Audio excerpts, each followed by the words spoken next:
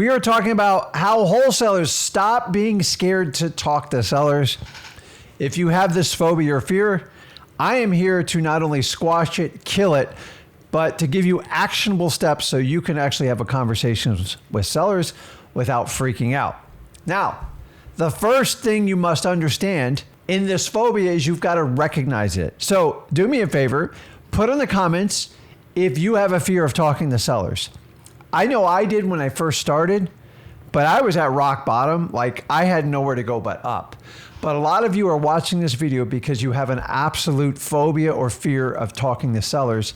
And what we need to do is just break it down and find out, what are you so scared about? And then once you realize it's not as big of a deal as you think it is, let me show you how to move forward.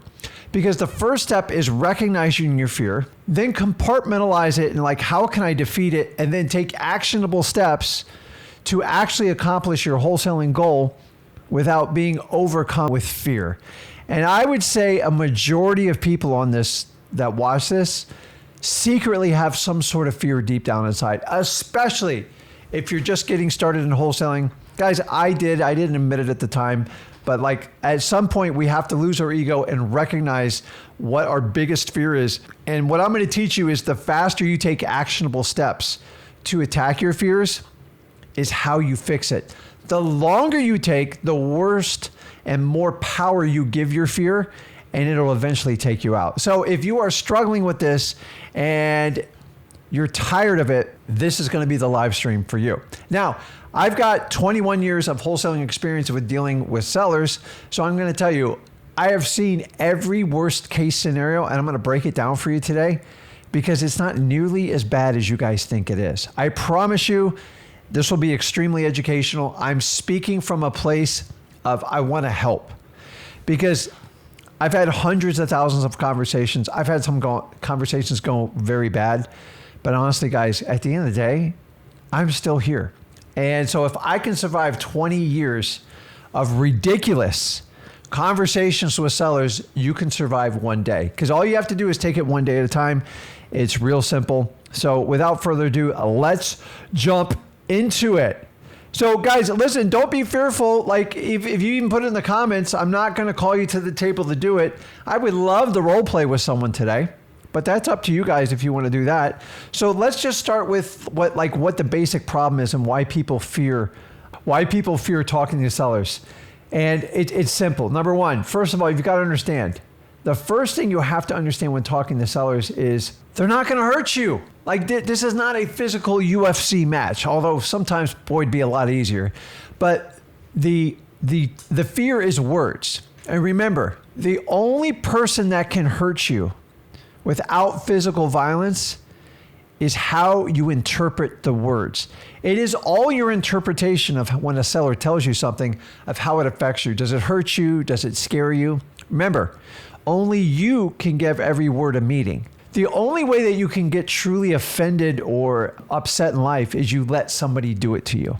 So if you know you have the power to gatekeep it and understand it, then that's where you want to start with. So sellers' words can't hurt you, period. I've never been physically hurt. I've done this 21 years. I've had some weird stuff happen to me. That's a different conversation. But understanding the seller's words won't hurt you. It's your interpretation of the words that cause so much damage. So we need to start and figure out how to internalize and how to fix this. So I'm going to give you the easiest step. I'm not going to give you the Tony Robbins seminar because that's a whole different one. And I'm not at his level. An amazing man if you want to check him out.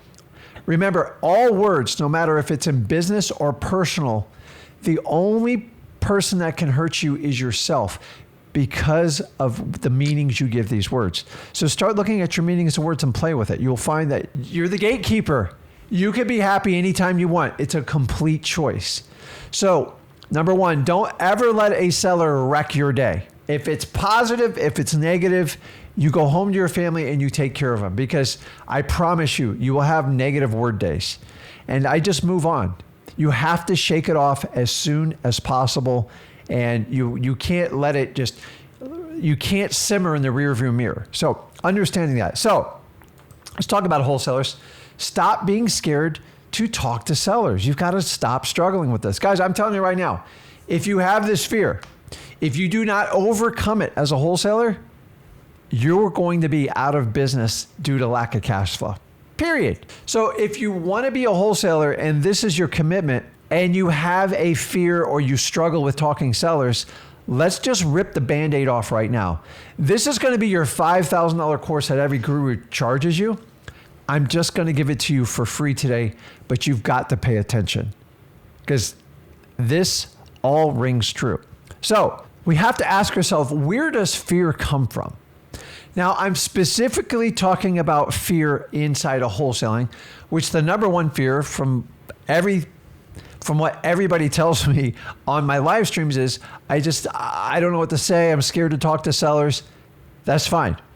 It's not that big of a deal. Slow down. So really, fear is just defined this way. Fear comes from uncertainty and lack of confidence. That's all it is, especially when it comes to talking to sellers. This presentation is geared around how to talk to sellers. Everybody wants to teach you how to get leads and do all that stuff, and me and Zach love doing that. But actually, once you get that lead and you got to engage the seller, if you do not master this skill right here, you're going to be crushed. I know what you're thinking, like, well, Rick, how the hell am I supposed to be good at talking to people if I'm uncertain and I have a lack of confidence? You just got to do the opposite. We're making this too complicated. You got to get certain. How do I get certain? Go over to freewholesaling.com and start taking action to educate yourself on real steps that real wholesalers take to get deals under contract now. The education part is important. A lot of you guys get some bad information out there. It's up to you to decipher who you want to work with. I would find someone that's done wholesaling for a very long time because there is certainty and consistency. So many people came in this business 2013, 14, and they have never seen a dip in the market, and most of them aren't prepared for it. But remember, wholesaling, by the way, anyone who is mentoring you or teaching you says they got killed in wholesaling in 2021, 22, or 23, or even 24, it means they're not wholesaling. You can't get killed in wholesaling if you do the fundamentals of wholesaling. So make sure you decipher who you're getting your information from. Most of the time, those people are talking about speculations, fix and flips. Guys, you can go to traditional seminars for that. You can go to your A&E TV flip shows. It's all for show because 9 times out of 10, the investor is not in control of the profit. It's how good their construction crews are and how quick they can turn the profit. Yes, if you put it with good deals, it usually winds up well. But the reality, they have specialty people in there. They have project managers. I don't teach any of that. My specialty is teaching wholesaling. And the path to wholesaling is dealing direct with sellers and having real authentic conversations with them. That's how it works. So how do I move forward if I'm uncertain? I've already told you how to do that.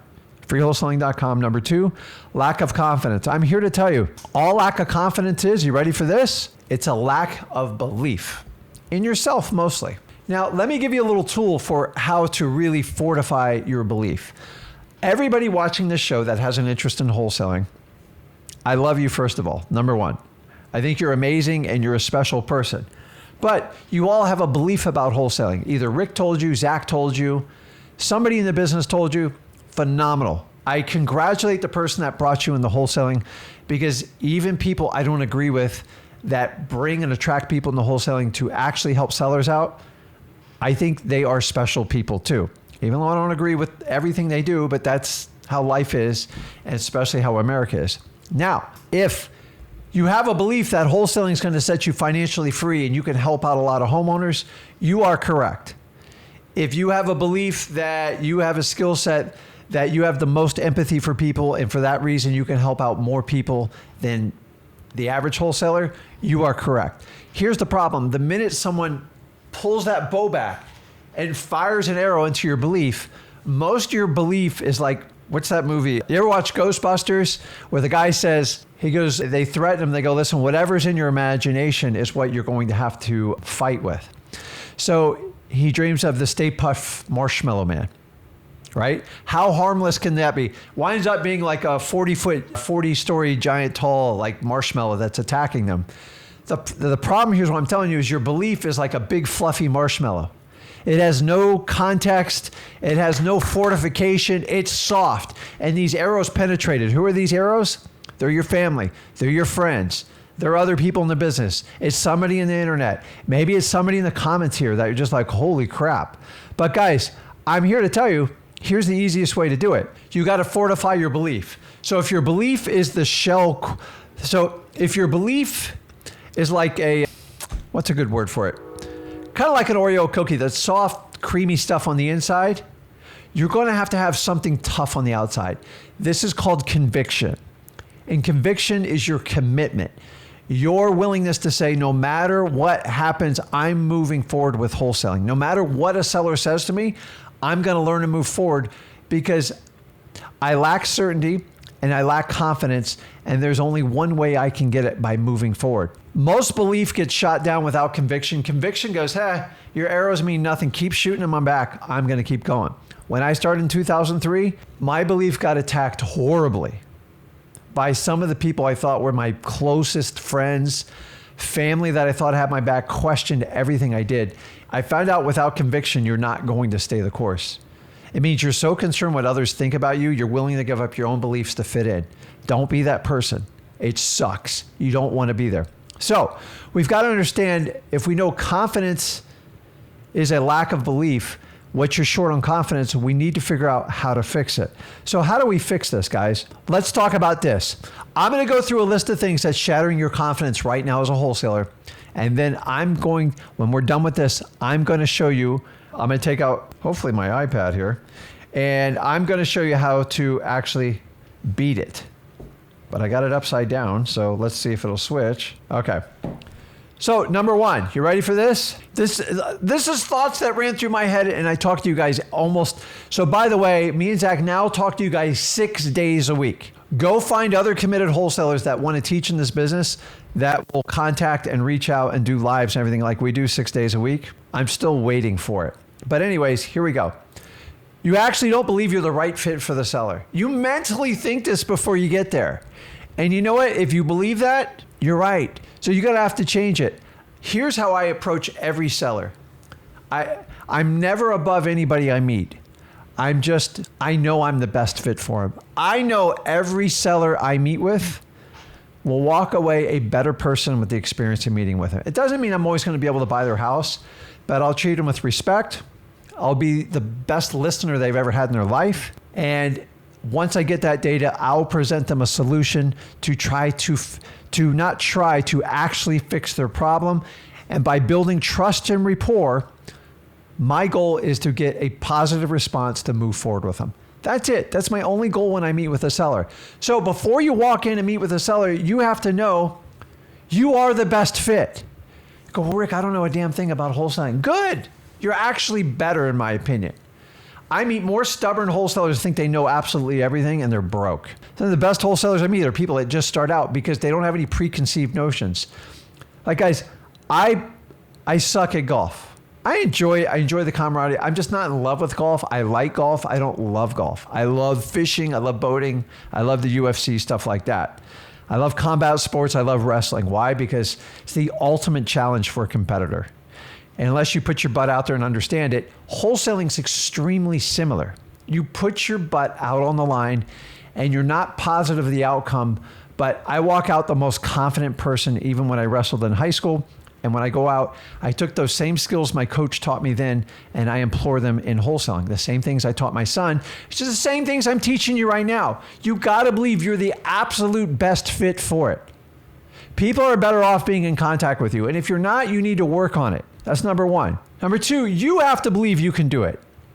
The word try, dude, lose it. Try. The word but, I think, I tried, I heard. All of these words, I do not recognize in my vocabulary. When anyone ever used the word tried, I heard, but, I'm done. Remember, but is just going to negate everything before. It's to fluff you up, to hit you with a hard truth or their interpretation or their opinion. And I never let it waver how I feel. So when someone tells you, I'm going to try, you better carefully listen to what they say, because try means I'm going to do a half-ass effort. And if I get lucky, I'll move forward. If I don't get lucky, I'll probably quit.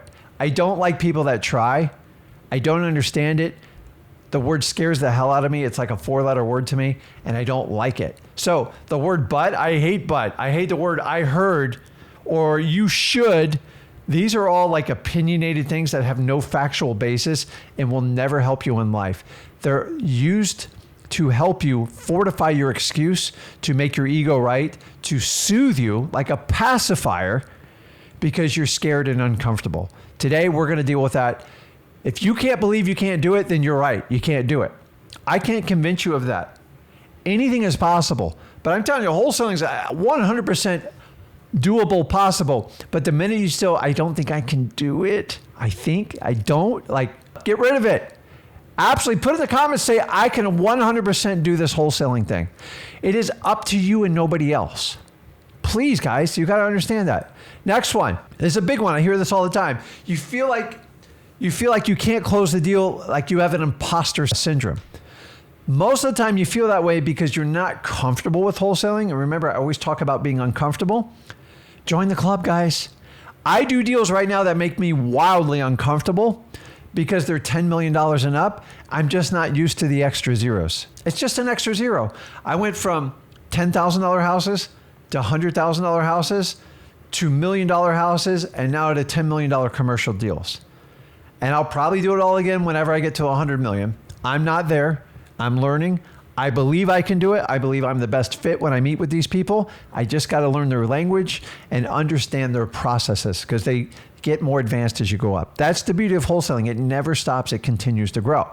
Now, do I feel like an imposter? A little bit, but like I go along with it and I learn as I go. You're going to do the same. You are not an imposter. You're there to actually help people and hear them out. If you feel like you're an imposter from day one, you can't move forward. So you've got to shake that. The next one is, and this is I don't know if this is just like realtors. I heard somebody say on the internet that I believe that you should get your real estate license because people take you more seriously. I have a counter argument to that. I don't think you take wholesaling seriously because you got your real estate license, because it's your backup plan. You guys ever met David Goggins? He says, burn the boats. I tell you in wholesaling, only get your license if you are forced by the state to do it or you got legal representation that said this is the only way you can do it. There's very few places to get it. I will side with that. Anyone who tells you have to get your license because that's the only way to take you seriously, I'll bet you $10,000 they have a real estate license. Do you see the bias in that? Honestly, when I meet with wholesalers and they have their license, I really want to hear the story of why you got it. Now, here's one I accept. Listen, I started out being a real estate agent. I figured I can make more money wholesaling. I just kept it going. Okay, I'm fine with that. But you can't go around and tell people you got to get your real estate license to take you seriously, because here's how I know people are serious in wholesaling. They do deals. They consistently show up every day. They talk to motivated sellers. That's the ultimate checkbox for being a wholesaler. Getting your license means crap.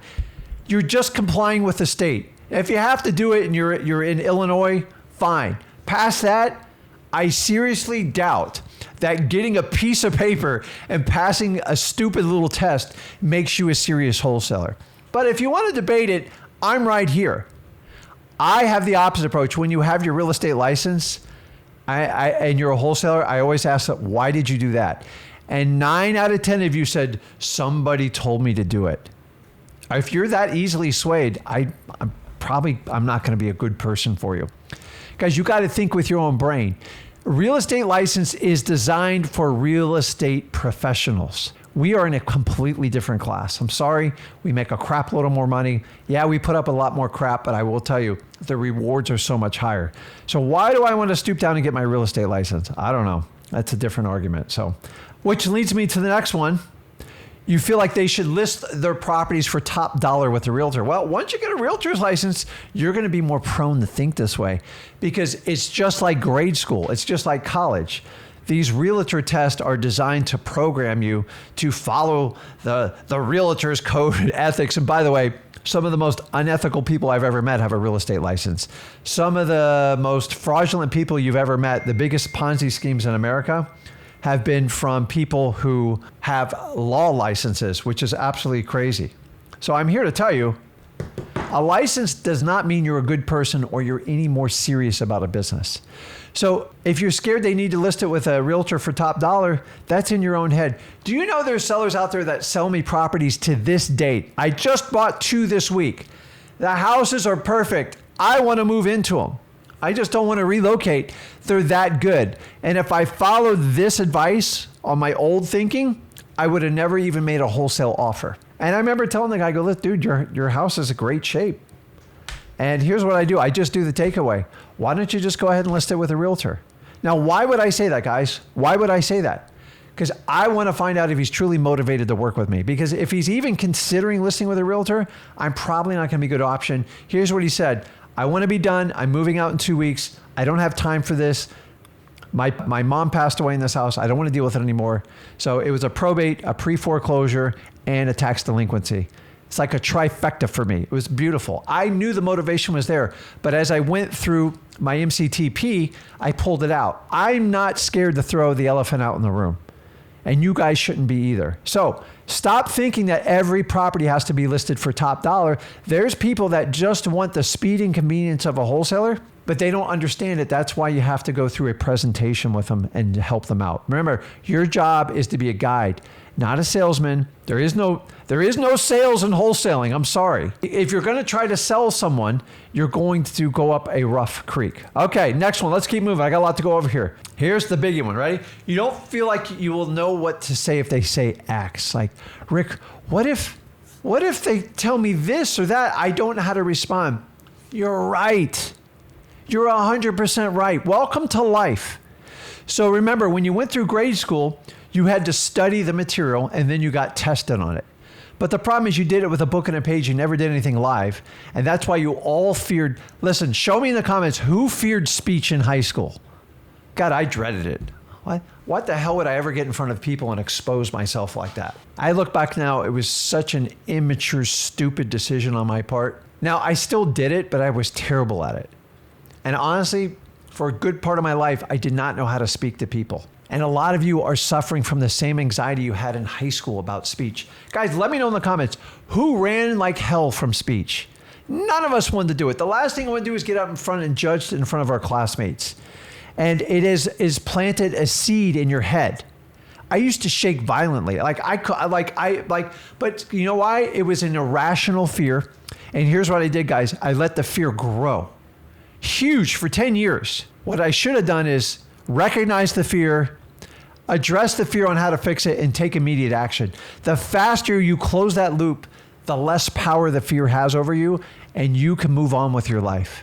I had the same fear of a dentist. I still do to a point, but I manage it. I don't run from dentists. I deal with the dentist.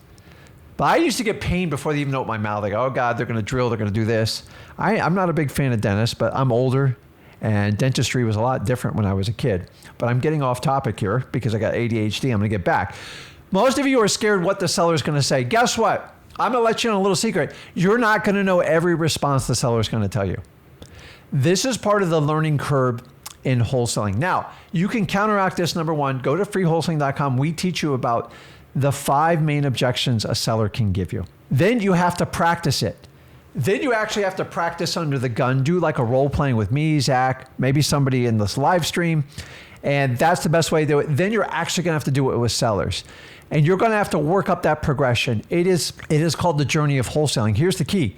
If you pay someone $100,000 to learn wholesaling, or I do it for free, which me and Zach do, you're going to go on the same ride. There's no instructor, no mentor, no coach that can do this for you. They just have to prepare you for it. So when I wrestled, I was more passionate about wrestling and football just because I felt I had more control in wrestling. Remember, in wrestling, I could control my cardio, my strength, but I still had to go through the journey and wrestle people better than me and get my butt kicked for 3 years. In football, I was extremely dependent on the fullback, the quarterback, the running back. Everyone did their jobs, and that's why I kind of like wrestling. You're kind of out on an island. But what I'm saying is, my job, my coach's job, he said, listen, this guy is going to start right off the bat with an ankle pick on you. He's going straight for it. He's going to go to your left leg. So soon as he makes a motion, pull your left leg back and just do an arm drag, Go to a single leg and do what you need to do. And I had to take the trust in it because you get out there and bam, just like he said, he went for it. And if I followed the instruction and it worked, guess what? I gained confidence. Now I know how to work with this guy. I know roughly what he's going to do, but I know how to react. So here's the secret. You're not going to know what every seller says, but you need to have a prepared response for him. This is where most of you screw it up. Stop trying to guess what they're going to say. Prepare for all 5 or 6 outcomes and then just practice them over and over and get rid of your ums and your buts. That's the secret to talking to a seller. But so many of you guys are taught that you need to know exactly what they're going to say and how it's impossible unless you got ESP. It's never going to work. So if we know that and we acknowledge it, we know how to deal with sellers, and this is how we want to do it. So we don't know what they're going to say. Accept it. I know that's scary. That's uncertainty. It makes you vulnerable. Hey, you're going to have to put some risk out there to go get what you want in life. Everything you want is on that other side of fear. Get through it. Listen, guys, a lot of our parents didn't teach us this stuff. God knows if you went through a public school, they didn't teach it. And I'm pretty sure a private school, unless you went in the Wharton School of Business, you have to get this through experience. So the sooner you do this, the more confident you're going to come. Guys, I was so bad my first year wholesaling. You wouldn't believe how bad I was. See, I tried to implement sales training into wholesaling. It doesn't work. It doesn't work. Think about it. I go to a car dealership. Your boss expects you, if 100 customers walk through, you're going to close 100 customers. In wholesaling, if I get 100 leads, if I get 3 or 5 to the table and I can take 1 or 2 of them down, bingo, I did my job. So why am I going to go through a formal sales presentation to all these people? You're going to learn to disqualify people more than you qualify them. I'm going to show you how to do that. So here's where we are. You're scared. What if they say yes and they want to meet with me? Oh, what do we do? Well, this is where I'm going to give you wet the whistle. Good Lord, that's sweet. I don't think I put any stevia in there. So I squeezed a lemon in there with some water and whoo. So here we are. What do we do? They're scared to say yes. So what I want to do is switch over to the iPad, and now we're going to walk through the actionable steps. And this is where you really got to pay attention. But guys, please understand, you have to recognize, first of all, put in the comments right now, who is honestly scared to talk to sellers? Because I want to talk directly to you. Because I feel so many people in the wholesaling space, educators, we talk over people. We give you the technicalities. We show you how to do this technique and this magical technique, when all we need to really do is teach you how to connect with human beings and how to go through a logical conversation with the seller. Who wants to go through and learn how to do this? Put it in the comments. And guys, part of this is you have to recognize what the problem is. Remember, I always tell you, if you can't tell yourself the truth, don't worry about the rest of it, because you're never going to be able to solve it. Tony Robbins taught me at a very young age, it took me a long time to understand, you can't fix something if you don't recognize the problem. I recognized when I started, I was scared to death to talk to sellers, but somehow I got through it. You know how I got through it? I just kept showing up. That's all I need you to do. And by the way, it doesn't make you vulnerable or stupid if you put the comment in there. I actually give you guts for saying it, because once you recognize it, now you can consciously attack the problem. It's those of you who don't want to recognize, think you're superstar wholesalers, and I ask you to jump on a role play with me, and all I hear is buts. I already know you don't take the business seriously because you don't practice what you preach. Guys, if you were around on Friday night, I did a Discord, 200 people live, and I took a seller's live phone call. I actually called them out. They wanted to cancel a $130,000 deal on me. They just said, hey, we're done. I'm out. I go, ah. So it was important to me. So I had that schedule. I go, hey, why don't we just kill 2 birds with 1 stone? Why don't I just show you, let me show you how I lead by example. And after a 10-minute phone conversation, we addressed the problem. I took full accountability. I said, we screwed up, even though somebody on my team screwed up. I said, the buck stops with me. I understand how you feel, and I completely understand why you want to get out of contract with me. If you want, I can send over the cancellation. Or what if we talk, and I know you've got to leave the house in about 3 weeks. What can I do to rectify it? And by the end of the conversation, here's how we settled it. He basically said, if you can pay my outstanding HOA lien, it was $850, he'll move forward the transaction. 130 grand. You guys think there's enough money to pay it there? Absolutely. Guys, I do these calls all day long. My team works it, and when they get stuck, they come to me. And that's how a good business runs. And that's how I'm teaching you guys. I want you to go out and have the conversations. And then when you get stuck, you come back on a live stream, or you join me on Flip with Rick Plus, or you jump on ZachDiscord.com, wherever it is. We are the most accessible wholesalers you'll find on the internet. Go to Wholesaling Houses for Real. Have one of my moderators help you out with that. Me and Zach constantly spend time on it. Guys, I work my butt off. I do wholesaling as a full-time business, and I do this, number one, to teach you and actually make you great wholesalers. And I pull back the paywall. Everybody else, you got to pay a ton of money. And we do live calls. Zach does live cold calling. And we just show you, we practice what we preach. And I want you to understand that. So if you're scared, let's move forward. I'm checking the comments right now. So let's talk a bit about this real quick.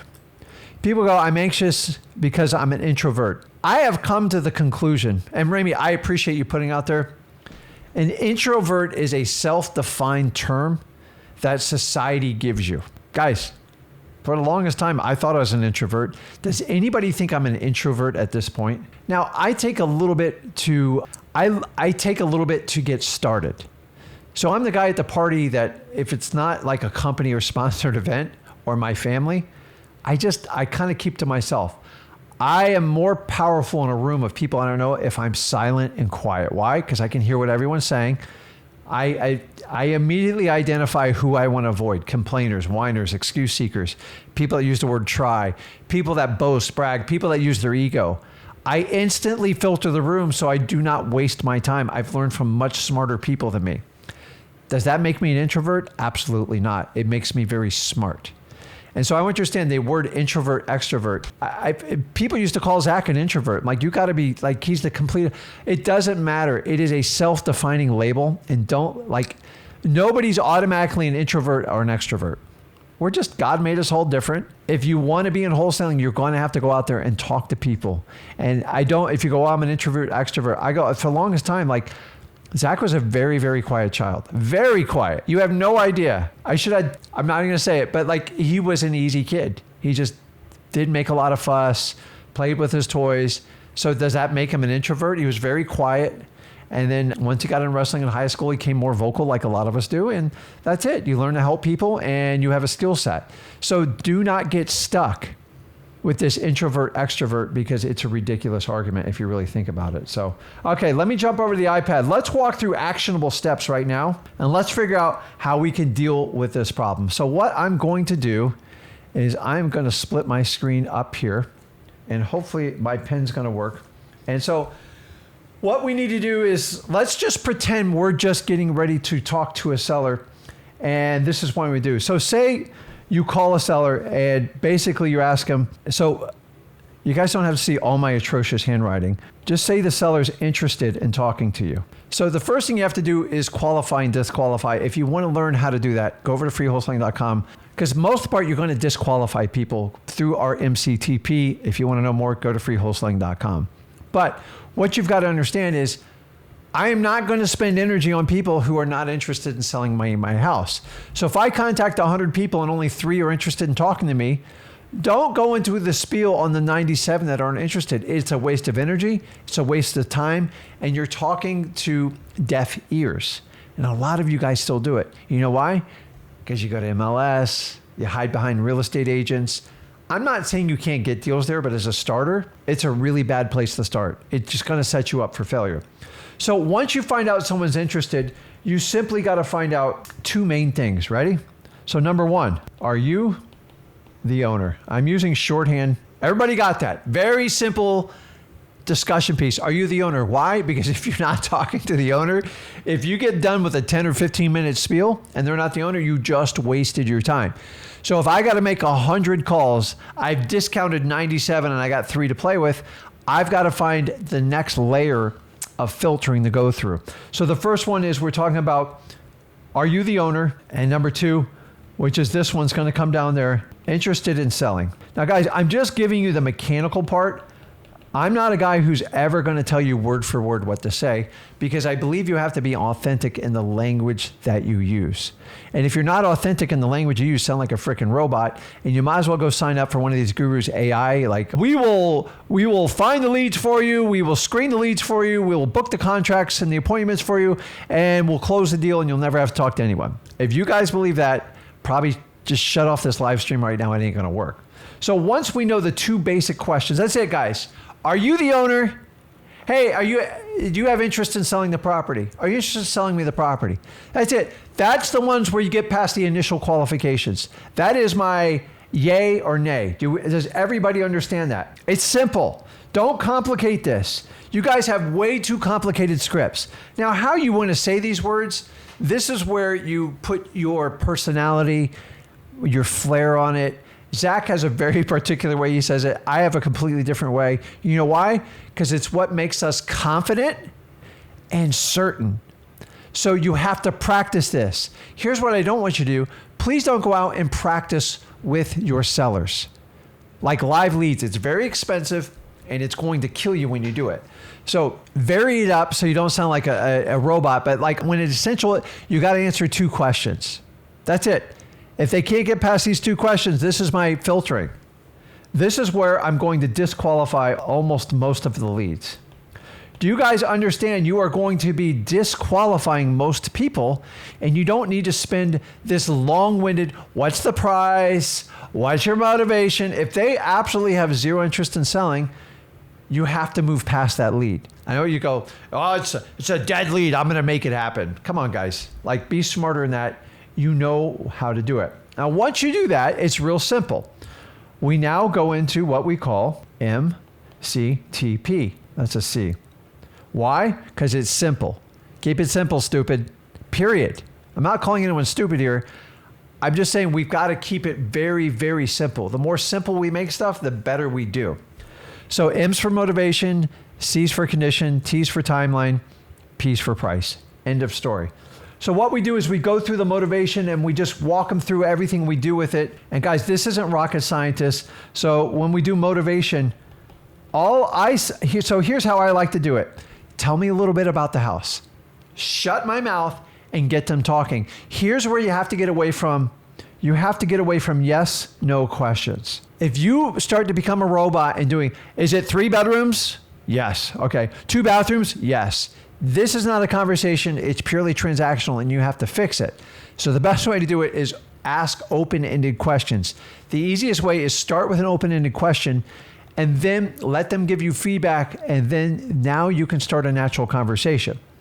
So if I have MCTP, it's just a math problem. So if we start off with motivation and they go, hey, listen, I have a rental.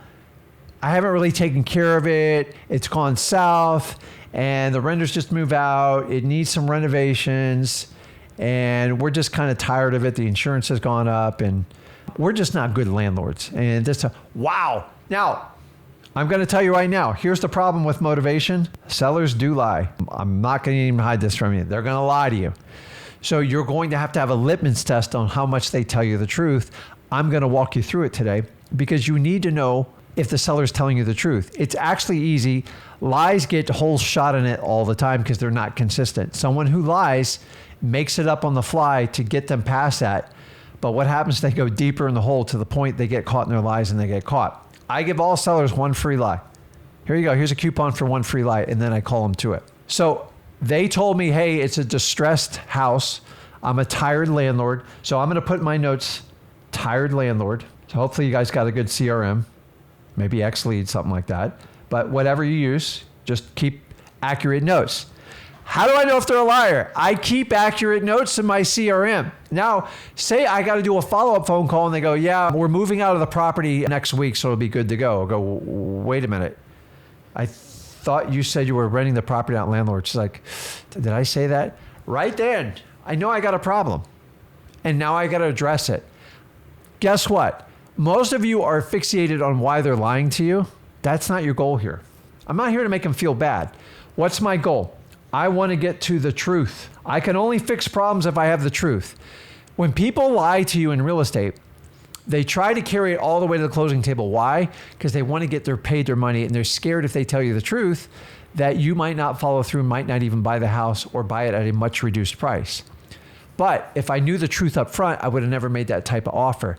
It is your job to seek the truth as soon as possible. A lot of realtors wait till the end to drop the time bombs on it.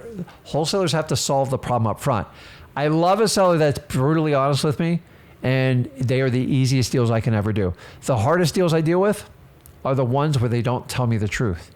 I cannot honor that price if you don't tell me the truth. Then I got to dig through it. So motivation is the first one that I do. And I simply ask them, tell me about the house. Is it updated? I can use words like that. We talk about the roof. And then either they're going to glorify the property or they're going to usually break it down. Now, here's a simple technique when they go, everything's perfect, and you get the Facebook or Instagram answer, everything's perfect in my life. My hair always looks naturally good. Just my cheek always is reflective in the light. Everything's perfect. It's got white picket fence. I got crown molding. I mean, the house is amazing. I don't even have to clean it. It cleans itself. I go, wait a minute. I go, it sounds like the perfect house. Why are you even interested in selling? Shut up and see if you can get the truth or a response from them. Think about it, guys. Unless they have a logical answer, they have to explain it. Most of the lists we chase down are problematic houses. I want problems. The bigger the problem, the more money and the more people I can help out with it. So very rarely do we get perfect houses. In fact, sometimes I get houses, I have to look twice. I go, man, I feel like I'm being punked. But there are people that sell me perfect houses. It happens all the time. So the next one is, so guys, what I'm teaching you here is, I know you understand MCTP. What I'm trying to teach you is how to roll into the conversation. So I just went over motivate. I asked them the 2 qualifying questions. I decided to move forward. And here's what I do with my red pen. I strike off M. Why? Because that's what they talked about. Now, do you notice I go immediately to the condition? But what happens if they don't want to talk about the condition and they go instantly to price? What do? Let me know in the comments, because this happens all the time. I go, oh crap, I got the M done. I'm going to CTP and they jump the P. I'm not ready for this. What do I do? Don't panic. There's only 4 pillars you have to attack here.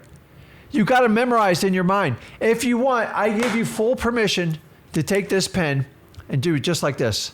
M, C, T, P. I don't know if you can see that. I actually wrote on my hand. I feel like I'm back in 9th grade again. I wasn't a good student, guys. I don't hide it from anyone, but I'm just telling you, you have to understand so Juan's got a good one here. He says, hey, oh, wait a minute. I got the wrong one here. He says, use the car analogy. So here's the car analogy. Juan's got it, and I'll show you how this technique works. Zach's a big advocate of this one. I'm not as much, but hey, listen. Hey, John, I want to get to the price, but for me to give you the best offer possible, do you mind if I ask you a few questions so I can learn more about the property? That's how I do it. Here's how my son does it. Hey, John, have you ever bought a car you haven't test driven? No. He goes, well, why are you asking me to do the same? Let me just ask you a few questions and I can give you the best offer possible. Do you see how we play on it? Because the problem is, if you just get to price right off the bat, guess what? You are qualified to work at McDonald's as an order taker. I don't have nothing against McDonald's employees. They work very hard, but there's no relationship. It's, do you want the number 1, the 2, the 3, and do you want to supersize? And how much do you want me to clog your arteries today? That's the only conversation you need to have at McDonald's. Listen, it is what it is. I have nothing against anyone working there. I'm just telling you, don't wind up being a line employee. So if you let them jerk you around like that, and I get a lot of Jersey guys down here in Florida. Rick, just get to the price. All I want is the price. Hey, John, I can give you a price, but you're probably not going to like it. If I can learn and ask a few questions about the property, I can give you the best offer forward. Don't you think that's going to be a wise choice? Okay. Do you understand what I'm saying? If you roll over and just go to price, you are now the order taker and the seller's in control, and I guarantee you're going to get a really bad deal. So what I'm basically saying is, like, I'm in control here. I'm going to say it nicely where you don't even know it. And who doesn't want the best price for their property? So now we are back to price. Bingo. I just walked around that time bomb. Most of you get run under the bus on this. You're like, So there's a lot of different options. You can like give them $1, but like at this point, I'm just asking permission to try to go back in order. Now, price is the one you can never do first. It's gotta be the last. Price has to be last. Every now and then they go, Rick, I'll take $110,000 for it. Okay, well, I'll put that in my notes, but let me ask some questions about the house. So make it as a note and move on. So now we're back to condition. Thank God. Now we're back to condition. I overcame the price jumper. Now I'm back on condition, right? So on condition, it's simply, hey, tell me a little bit more about the property. Now, I want them to use their own words. And their words, remember I talked in the beginning, the only way you get offended or upset about something is your interpretation of the words. Now you have to filter out their words. Most people will just give you the authentic, truthful meaning of what their words is. So when they start going, it needs updating. I already know right off the bat, it's going to need rehab. And I'm going to start making notes. It could use some TLC. I can give you what the word TLC means. It's a dump. And everything's good with the house, but you probably want to fix the roof. That probably means replace the roof. So this is where you use your ears like a magnet. You have to be the most amazing listener. And if your wife is constantly, or your mom is constantly telling you, you need to like listen, you don't listen to me, she's right. This is where you have to become the ultimate listener. So if you choose not to do it, the ladies in your life, you better fix it in wholesaling because you're going to get your butt run over big time. So this is where you put in the notes and you just go through the condition. And this is where you start having a conversation. You're not a robot. How is the roof? How is the AC? How is the flooring? No. Oh, so tell me a little about that rehab. Well, what type of updating does it need? What do you mean specifically by that? Well, the kitchen is, it was kind of grandma's taste back in the day. Okay. So, and here's what I do all the time. I go, honestly, if you had to wave a magic wand, what would you fix on the house? And they'll tell you what their dream is, what their most important thing is to fix. And I go, what's the one thing that like you like the most? So I'm going to try to have a positive conversation with them. And then once they start, remember, this is like the investigation before you go to trial. This is where you're deposing people and doing exploratory. Now you can't make them say anything. You just ask them nicely. The more information you get, the more weapons you have at your hip. If you have no information, I need to know, do I have a rehab? Where are we at ballpark wise? And then I always wrap up with this. When they start getting rough, and I'll go like this, and I'll put this question mark here. What do you think it would take to get that house back to like really good condition where you would be really happy to live there? They'll tell you, man. They don't. Now, a lot of times they're off on their numbers, but when they tell me 50 grand, it's usually closer to 70 to 100. So I like to double whatever number the seller sells me because they're unrealistic and they're living in an environment. They don't even know how bad it is till someone else comes in and tells them. My job is never to tell them how bad their house is. I'm here to help you with your situation. We do not judge. It's the no judgment zone. It's so easy to make someone feel bad about a house. You can't do it. So I've been bit by a dog. I've been bit by fleas. I got snorted up by a pig that was a pet in a home, which is the craziest thing I still sing. I had my ear bit by a monkey once. I don't pass judgment. I don't like to be harmed, but guys, I've met with a lot of sellers and these are all things that I've had to deal with. So once we get into condition, we're doing everything. The next one is, what's our next one? We are on MCTP. So we did M, we did C, we got T, and we always save P for last. So obviously time frame. This is my favorite of all the filters on qualifying people because this is what separates the real motivated sellers from the people that are just going to waste your time. The easiest thing to ask them is simply, if I buy your house, where are you going to be moving to? Shut your mouth. And I'm going to put it on here, moving to. Why do I want to know that? Because I want to know how urgent you are and how much you thought this out. I ask you guys in the comments, have you ever moved, committed to putting your house on the market or even sell to a wholesaler or sell cash without knowing where you're going to go? The answer is 100%, 99.9% of you said you have to have a plan before you sell your house. Remember, selling your house is probably the number 2 stressful thing in your life, probably over death and taxes, somewhere in the 1 to 2 to 3 range, but you have to have a plan. It's hard, it sucks. Moving's terrible. And a lot of times I move people 20, 30 years, their whole life's packed up in that house. Remember, In their eyes, it's a home. We're viewing it as a property. We have to bridge that gap as wholesalers. Most of the people I buy from have an extreme emotional connection to the house. It's my job to soften that blow. Realtors are terrible at this because they just look at it as a sale and a commission. So knowing that, where are you moving to? If I do not get an instant answer on a solid foundation, I already know they're probably not going to make a super fast decision. Now, when they say, listen, I'm moving with Aunt Betty to, I don't know, to Connecticut, and I got to be there by the end of the month. Today's the 5th. Can you get this done by then? Dude, I'm all in, man. And you know what makes me powerful? I have all the information. She tells me everything is wrong with the house.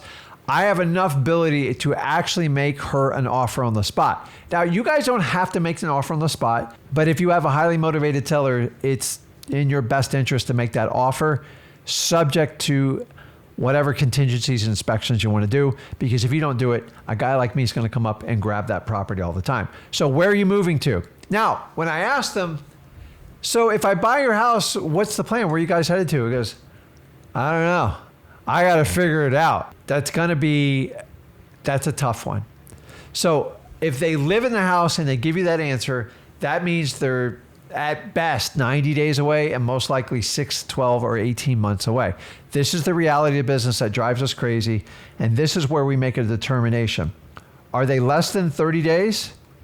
Are they 30 to 90 days? Are they 91 days to 180 days? Or are they 180 plus? And this is who I decide how I'm going to allocate my time in chasing these deals down. How do I do that? I have to have a CRM. I have to. Guys, do you know how many people are in my CRM that are loaded? Like, I got to tell you though, I have so many 6 to 12 month people in there, but I always stay in front of them. There's someone always on my staff going, hey, remember we met 3 months ago?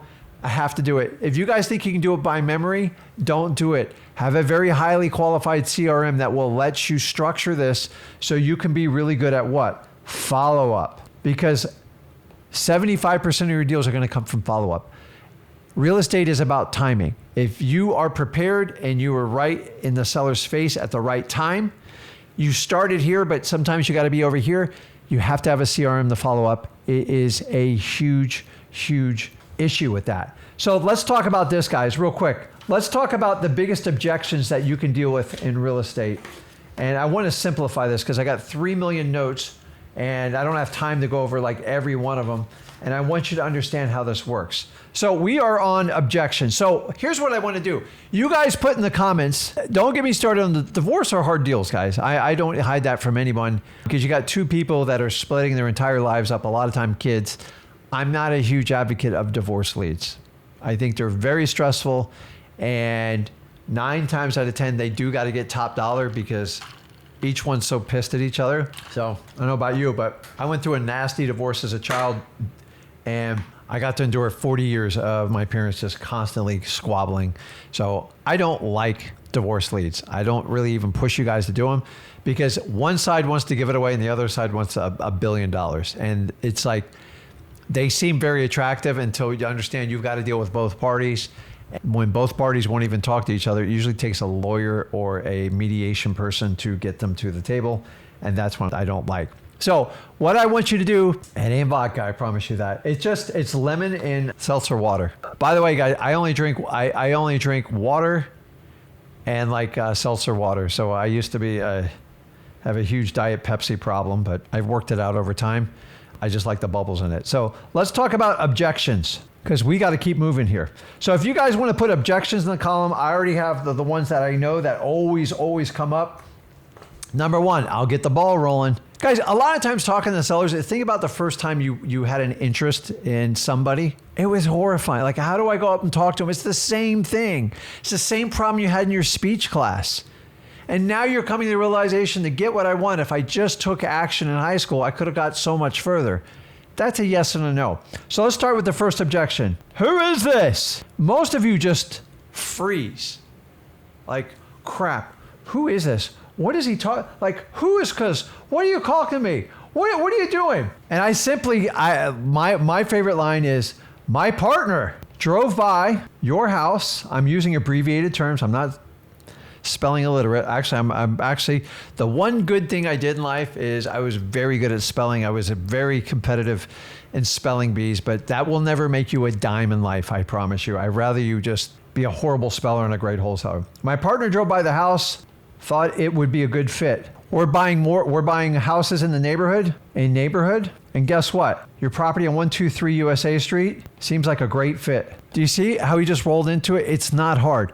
Who is this? Hey, my name's Rick, and then they'll go into the next one. How did you get my information? That's the other part, my info. My name's Rick, and my partner drove by your property, and we're looking to buy houses in that neighborhood, and your property on 123 USA Street seems like a perfect fit. Do you have interested, or you thought about selling it? Shut up. That's it. Objection number one. Because a lot of you go like, how did you get my information? And some reason you guys go, well, I went into X leads and I pulled this and then I skip traced your number. Skip trace, what's that mean? Are you following me? No. Guys, no. They're not on a special list. You're going to make them feel really weird. Listen, we drove by your house, wrote down the address, seemed like a good fit. We're buying a house in the neighborhood. You ever thought about selling? Simple. Conversation. That's it. Don't get into, you're on a special list and because you're on code violations. I don't understand. If you want to win the war, you got to win the battle. Do not make them feel less empowered. You are correct in what you're saying, but it's not going to help you out at all. So that's the first one. What else we got here? Let me see here. So Kevin goes, hey, what if they ask what makes it a good fit? We're looking to buy houses just like yours, which is a 3-2. We've bought some other houses in the neighborhood and we would like to expand. Have you ever thought about selling it? That's it. Like, guys, the reality is either they thought about selling it or not. Here's the one thing, I never, ever go down a tunnel with them. And this is a Bob Barker line. You ready? If the price is right, I'll sell anything. Okay, let me know what the number is. Just real quickly, I already know it's got a 98% failure rate, unless I know the property's distressed. So, guys, did I drive by it? No, but I can drive by it.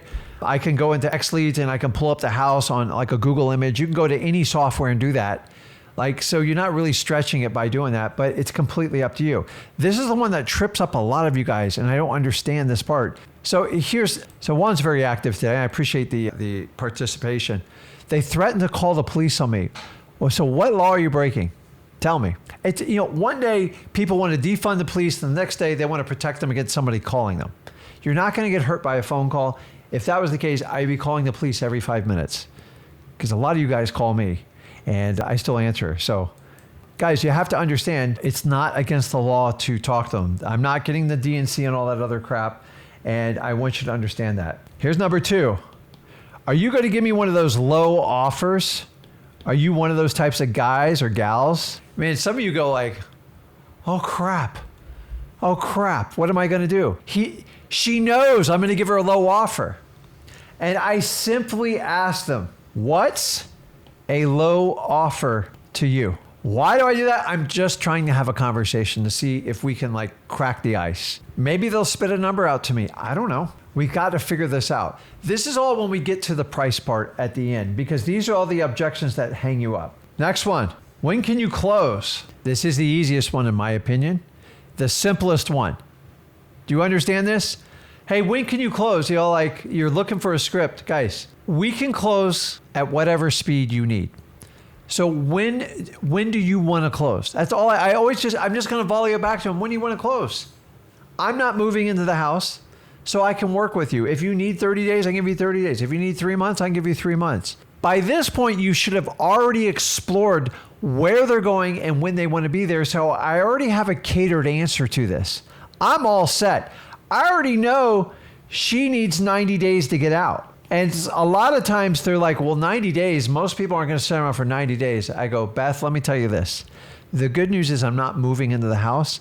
So like a traditional sales and real estate, I can flex with you. If 90 days makes you comfortable and will solve your problem, then I'll be there for it. What I'll do is just set the contract for 90 days out. And if you just give me ample notice, at least 10 days, we can move that closing date up. And what I'll do is call it on or before. That way we're covered either way. Does that sound fair to you? Guys, that's all I'm doing. See, the thing is, your objections, You should already have preloaded questions based on your exploratory when you qualify them. If you go through MCTP, you already have a built-in objection reaction to it because you already know what they want to accomplish.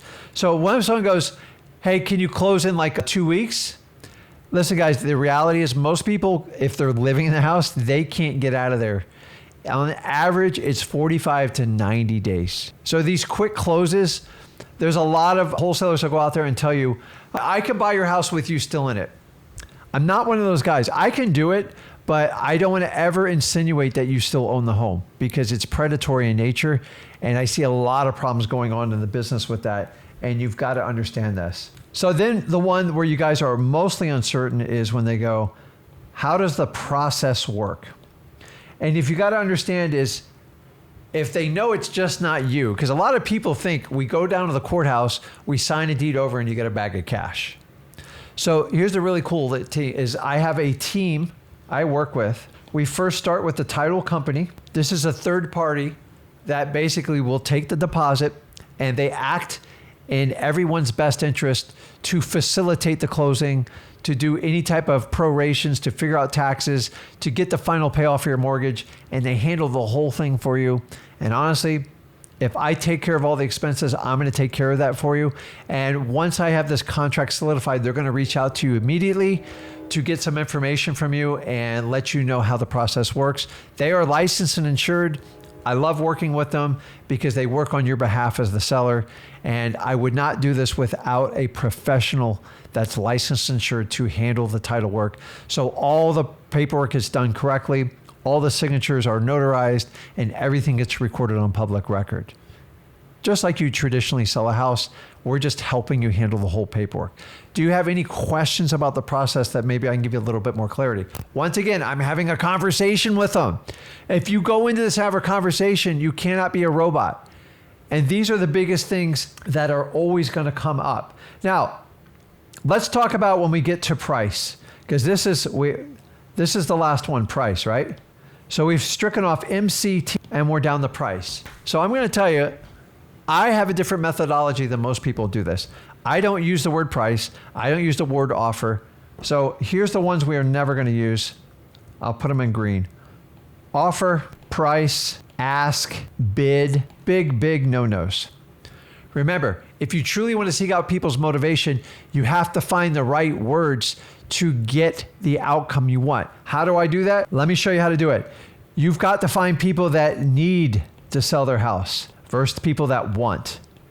People that want to sell their house, this is where people that need to sell their house, I'm going to use words like get, need, how soon. Let me give you an example. Hey, John, what do you need to get from this property so you can move on with your life? Simple. Okay. I'm also going to have words especially if somebody's living in the home, I'm going to avoid the word home. I'm going to avoid the word house because it's just too personal. And remember, the biggest problem we have with people who live in houses for a long time, it's an emotional thing. For God's sakes, they mark their kids' growth charts on it.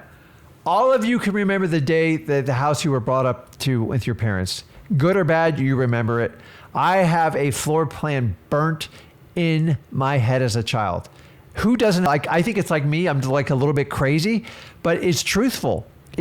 I could right now walk in my front door and walk all the way back to my bedroom in my head. I can rehearse it. I know it step by step. I've often contemplated by buying my home I grew up in, but it's a little bit weird. It's a little bit out there, but it's crazy. So when we get the price, I'm going to use words like get, need, and do that. Now, I've taught you on how you get price. It's simple. When you get the price, this is the point where we teach you to go for no. I'm not here to teach you to go for no today, but if you want to learn more, just go over to freewholesaling.com, which I'm going to put on the bottom here so you guys don't think I'm crazy, because I believe the fundamentals of wholesaling will save you. So it's on the bottom here. Now, okay, let me jump back in my screen. There we go. So the first thing is I'm going to go for no. You have to have massive rapport built up. So here's simply I say, hey, John, what do you need to get for the house? Here's what John's normally going to say to me. Rick, I don't know. You came here. I thought you were going to give me an offer. John, I know you don't know exactly, but if you had to guess, what do you think you and your wife would need to move on away from this property? Shut up again. Every time they serve the ball, I'm going to put it back over in their court. Now, When John still doesn't, I want to get a number from John just to gauge where I can go. If John doesn't answer the question twice, I'm going to have permission to give him a massive low offer, and I might upset him with it, but it is what it is. This is how negotiations work. And this is the point where I say, John, I tell you what, if you had to guess, what do you think that number would be? Hey, Rick, I don't know. I said, John, you're leaving me no room. What if I just offer you 80 grand? Are you crazy, Rick? That's like half of what we expected. John, tell me what the number is. Help me help you. Because at the end of the day, all I want to do is buy your house. It's got to work for you and it's got to work for me. I need to know where we are. And if we're too far away, I will shake your hands. I will help you get the house sold. Maybe it's not the best buyer for it. But if you're truly interested in selling the property with the issues you showed me, because there's a lot of them, I want to see if we can put a deal together today for you. So I threw out a number. What's the number? Don't just tell me double the number is what it. You go, well, me and my wife discuss it. We can't take anything less than 105,000. Okay. Now I'm between 80 and 105K. Now he initially threw out double. And so here is my parameters. It's not going to take me long to close that gap. Now I might have to follow up and do that, but this is what you have to understand. So this is where we're going to get into the tips part real quick. And this is what's going to help your confidence so you can talk to any seller. And you have to absolutely understand that. Number one, you always have to smile. Smile and dial. Smile in person. People like people who smile. You guys come on here live. I go, dude, smile. Like I'm getting depressed watching you. People read you. Your smile is like your business card on your face. So look pretty and smile, right? That's what they tell you, right? That's why we all go see a dentist and keep our teeth clean. So next one, you don't have 100% closing ratio. Why is that? That's a car salesman. Do you understand that? That is a car salesman.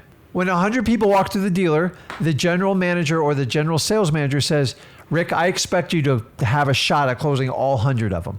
In wholesaling, it's the complete opposite. I get 100 people in, I kick 95 out the door, 97. I have 3 I work with. I get 1 or 2 under contract. I don't waste effort trying to close people that want to sell their house. It's a waste of time. I've tried it, guys. I've tried it till I turn blue. Put in the comments the people that sit here and just chase properties down on MLS. It sucks. Why? You're not direct to seller and you're dealing with an agent and you have to compete. I do the opposite. I go direct to seller. I have no real estate agent and I have very little competition. You want to know why I get the best deals? I have no problem getting 6-figure deals off of single family houses. Is it every deal? Absolutely not. Here's a really good one. I got another one, so I appreciate the part. What about when they say, send all their contracts to the lawyer to take a look before signing? Great! What's your lawyer's name and can I get their email address and phone number? So don't be like, oh my God. The worst thing you can do is resist the lawyer. Embrace it. Tony Robbins taught me this. Dance with resistance. Dance with it. It works. Dance. 9 times out of 10, they don't have a lawyer. They don't have a contact or any of that stuff. So you'll be able to kill this objection right off the bat. Did I tell you sellers lie to you? They do. So you're politely calling them and go, that's awesome. Great. I just get their email, their contact information? I'll send it right over to them. 9 times out of 10, you'll never hear a word from them. And then when you do it, the ones I've actually sent to a lawyer, they wait weeks on end just to open it up. And they go, it looks okay to me. Like they're very generic about how they answer this stuff. Listen, it doesn't take a lawyer to look over just a simple real estate contract. People do it because they're uncomfortable with you. And once again, you have to get to the truth. I'm happy to send over a lawyer. What is their contact information? They go, well, it's complicated. I just need an email and a phone number. And so I'll start even rattling off lawyers from it. Is it John over on Ocean or using Jim Smith on Fifth Street? He does all the closings around here. If not, I can put you in contact with a good lawyer. Like, I don't care. I don't know. Like, lawyers don't scare me at all. 50% of lawyers are wrong every day in America. You know why? Because that's how the stats work out. Lawyers get paid by the hour. That's why they do it. So do not ever fear a lawyer. Ever. Ever. Okay, remember, God gave you 2 ears, 1 mouth. This should be pretty straightforward, right? You have to become an amazing listener. You can't fix people's... Listen, guys, how many times do you talk to people and they're just waiting? All they are is being polite and waiting to speak their mind. So have you ever talked to someone, you can see them in their head, they're like, hell, I do it. I know it. I have to stop. When I'm with sellers, I just shut up and I'm like a bird. I'm quiet. But most people are just waiting to spit out their opinion. And once they're processing what they're going to say, it means they're no longer listening to you. How do I know this? When people instantly spit out a response to me, I know they didn't listen to what I just said. Your sellers know this too. So what you have to do is absolutely absorb the information and repeat back what they said to you. You have to be an amazing listener. If you can't do this, you cannot talk to sellers. You can't do it, okay? Next one, no negative talk, especially about competition. Now, I didn't always abide to this and I regret it and I lost deals over it. Whenever you talk negatively, it makes you look bad, not the other person. I've sat in rooms where people like trash me with realtors, and if you don't respond, you actually look like the hero in it, because it's like responding with violence. There is a time for it, but like trash talking, like unless you're in the WWE, it's just to feed people's egos. It is instant satisfaction. You don't want to work for that. So you have to understand it. And guys, you have to be very careful with the words you use. And so I get all these people tell me, you have to have the correct sales training for wholesaling. No, you don't. You know how you do it? Ready for this? You be you. And if you can be you, you're unique, which means there's nobody else out there like you. How do you be you? You be authentic. I know that's scary, but authentic doesn't mean you just roll over and give people what they want. It just means you get to the truth faster than anybody else. And by doing that, you can solve the problem and you can actually get a deal done. So guys, I'm just telling you, I could go on for hours for this. What I want you to do is jump over to freewholesaling.com. I go through in detail to show you how to do this. And if you will join me there, I promise you, I will teach you how this all works. Because I only got like an hour and a half window, and like I'm running out of time, and I want to take you guys' questions. And guys, it's okay. So let's go back and review real quick. First of all, I told you guys right off the bat, just stop being scared to talk to sellers. The fear is all up here. Here's how you fix the fear, guys. You actually take actionable steps and close the gap from when you recognize your fear and addressing it and overcoming it. How do you do it? Just get on the phone and start talking to people. But I will tell you, you have to rehearse. I think sometime next week, either me or Zach, or me and Zach together will come on and we do role play. Hell, I'll do it with live sellers. I don't care. But a lot of you guys tell me, oh, I'll do anything, and I get you on here to role play. And then before I know it, it's like, it's just ums, buts. And that's my other thing is, you have to remove the ums and buts. Do you know how you do that? You practice geometry. So right here is going to be your confidence. Okay, so everybody sees an XY graphic on here. And the next one is going to be the hours you put into wholesaling. And I'm telling you this right now, it's not just me who thinks this, it's everybody else. So you have a confidence here. So most of you are starting off right here. Let me use a red pen here. Right here. And most of you think you should be like right up here. You're not going to start there. It's physically impossible. Here's what's going to happen is you're going to get to 10 hours. And guess what? You might not get very far with your confidence. Then you're going to get to 50 hours. It's going to go up a little bit. Here's where most people get the big breakthrough is right around 100 hours. You start to get more of an infinite return. And then at some point, you're going to get to 500 hours. And then you're going to get to 1,000 hours. The faster you get these hours out of the way, this is what works. There's a direct correlation between the number of hours. So if you get at 100 hours here, what's your confidence? Is it based on the number of deals you get? Here's the problem is, you're in a world where everybody wants instant gratification. So everyone's chasing the result and they're ignoring the action. Me and Zach teach you the actions. The results will come with it. How? You have to be massively consistent. The more consistent you are, the better off you're going to do. I'm telling you guys, this chart right here tells you that you're going to have to put time in the wholesaling. And anyone tells you they can sell you a 4-week coaching program, a 4-week sales training program, a 4-week negotiating program, you guys got to stop buying into this stuff. You are going to have to make a commitment to wholesaling. The wholesaling's not hard. It's just we complicate it as human beings. If you're willing to stay in the game and not quit, and not be scared of people and be on the phones, and understand everything you want is on the other side of that phone call, the other side of that appointment, the other side of that cash buyer. And I don't have certainty what's going to come out with you. I had somebody the other